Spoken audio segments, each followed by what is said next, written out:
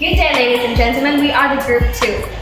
We're here today to talk about osmosis, the types, the different solutions, and its effects on animal and plant cells. So what is osmosis? Osmosis. Osmosis is simply defined as when water moves from an area of low solute concentration to an area of high solute concentration, so as a permeable membrane. So what is a permeable membrane? So the permeable membrane is described as the ability to only let certain things pass through it, which is like a barrier between these two, where only water and very small molecules can pass through it. So let's have this aquarium, which is partitioned by the semi-permeable membrane, and that is mirror. And now, for example, we add sugar solutions at both sides. However, the concentration is different. Here we add the sugar solution, while here we add the dilute sugar solution. That means the concentration of water in the solution is obviously more compared to this. These always represent as molecules. The blue one are water molecules, whereas the purple one is a sugar molecule. So after some time, you see water molecules moving from this side of the partition and this side. And how long will this movement take place, Denmark? It will occur till the concentration of water is balanced. That is equalized on both sides. So this is nothing but as osmosis. Good day everyone! Today I'm going to share to you the types of osmosis, which are the exosmosis and the endosmosis. But today we are going to focus on the exosmosis. The process where the solvent diffuses from the inner region to the outer one is called exosmosis. This diffusion of solvent from the interior to the exterior is because of the higher water potential of the interior. The concentration of water is higher in the cytoplasm than the exterior surrounding solution, which is called a hypertonic solution. So when a cell is placed in a hypertonic solution, the solvent diffuses out of the cell through a semi-permeable membrane. Due to exosmosis, the cell shrinks and leads to plasmolysis. Plasmolysis is a phenomenon where water is initially lost from the cytoplasm followed by the vacuum. Due to the loss of water from the cell, the protoplast tend to shrink away from the cell wall. Such a type of cell is said to be plasmolyzed. Here is an example of exosmosis. When grapes are placed in a salt solution, exosmosis occurs. The grapes shrink because of water is lost from the cells. Let's move to the endosmosis. Good day everyone, I'm Leon Miguel Elosenio. So, endosmosis is the passage as a surface active substance through a membrane of region of lower to region of higher solid concentration. It is a form of osmosis. So, for example, we have a distilled or diluted water in the petri dish. So, for our purposes, it has no dissolved solute. So, on the other hand, there is a high concentration of salt and sugar inside the resin. So, endosmosis occurs. So, and water passes into the resin cell through their cell membrane. And that is nothing but endosmosis.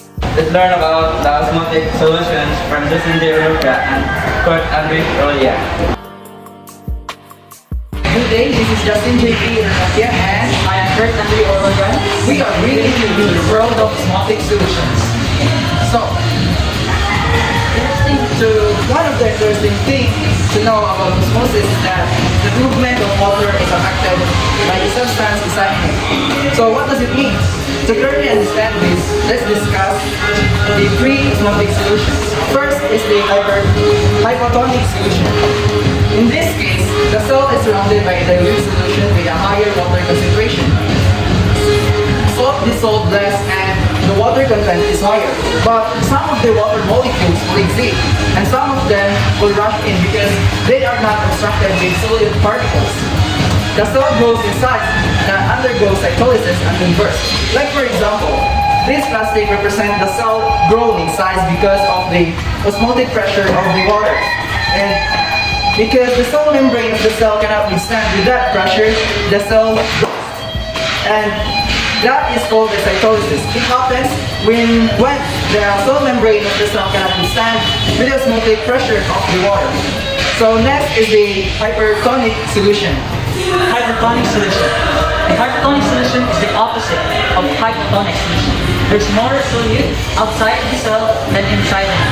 In this type of solution, the more solvent will exit the cell than enter in it in order to lower the concentration of solute outside the cell. To understand it better, here I have a plastic to represent the cell. So in this plastic, more salt dissolves inside the cell. So you can see that the plastic is less full.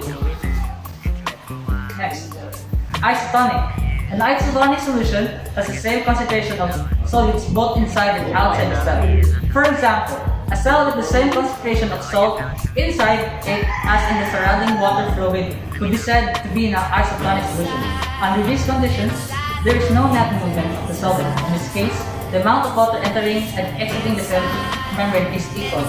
So here I also have an example. This plastic represents a cell. So it's not too full and it's not too loose. So it's only equal. So through these three solutions of osmosis, we can conclude that this will help the cell to sustain pressure and also to survive.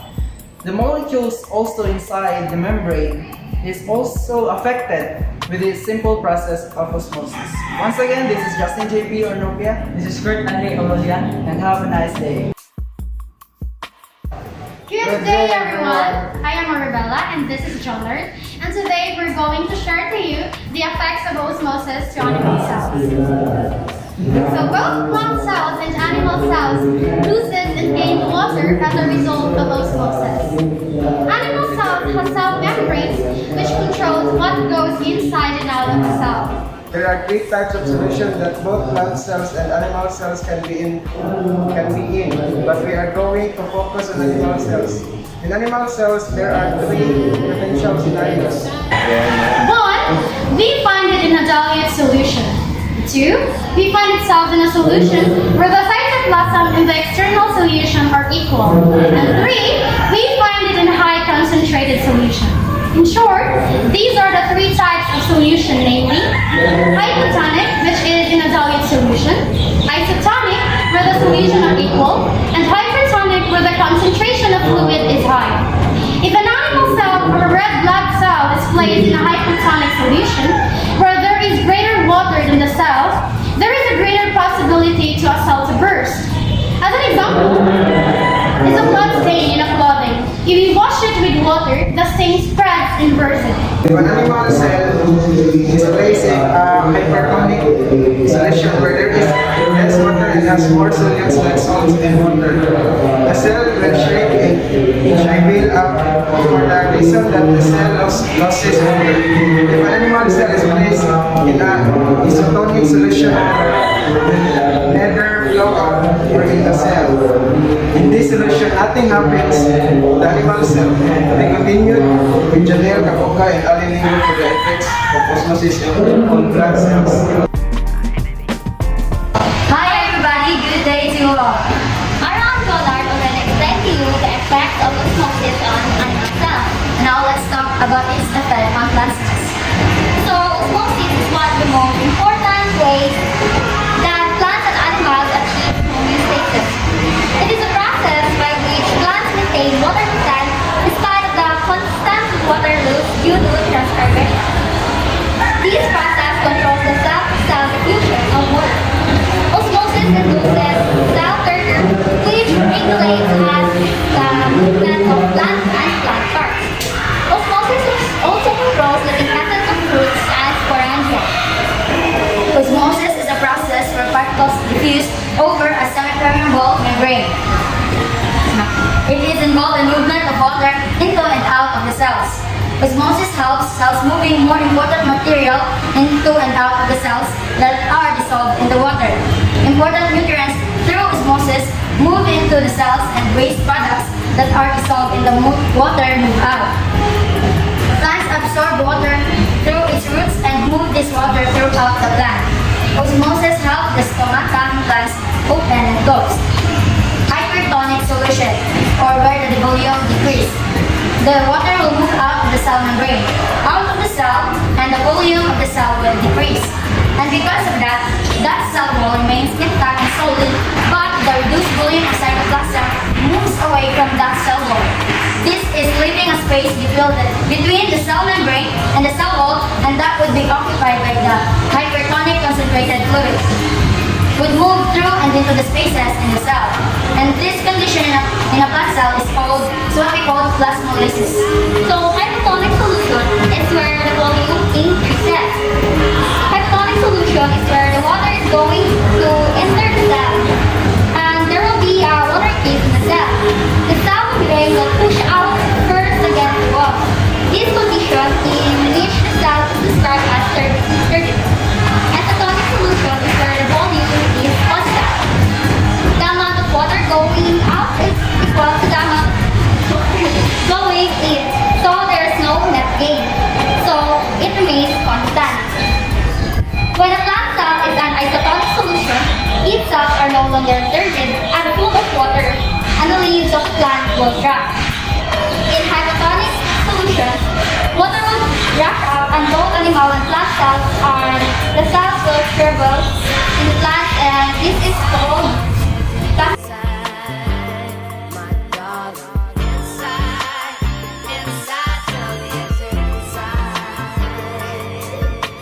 Play. The problem is where the cell